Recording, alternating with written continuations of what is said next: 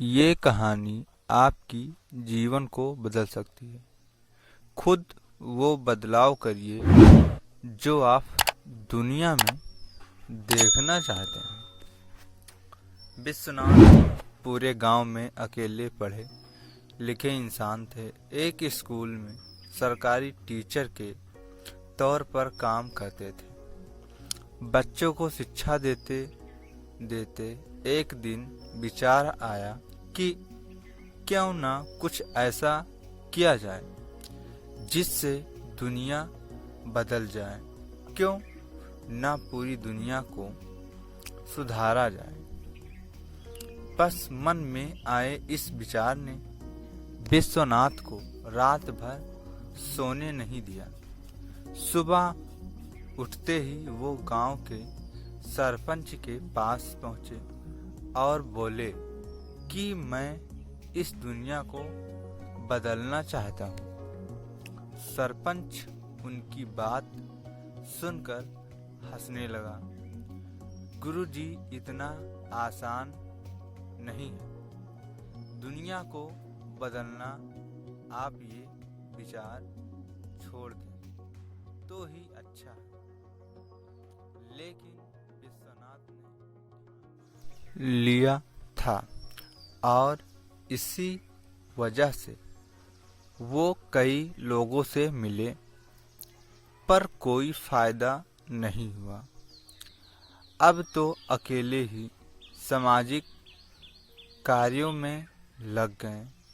लेकिन जल्द ही ये सच्चाई समझ आ गई कि दुनिया को बदलना इतना आसान नहीं है। तो मन में सोचा, दुनिया नहीं बदल सकता तो क्या मैं अपने देश को तो सुधार ही सकता हूँ। बस विश्वनाथ फिर से जुट गए। समय बीता, बहुत जल्द ही ये एहसास हो गया कि देश को बदलना तो बहुत मुश्किल काम है। तो सोचा, क्यों ना अपने गांव को ही सुधारा जाए। अगर मैं अपने गांव को सुधार पाया तो ये भी अपने आप में बड़ी उपलब्धि होगी। इसी तरह विश्वनाथ ने अपना जीवन सामाजिक कार्यों में लगा दिया और समय के साथ जब वो बूढ़े हो चले थे पर गांव रहा वैसा का वैसा।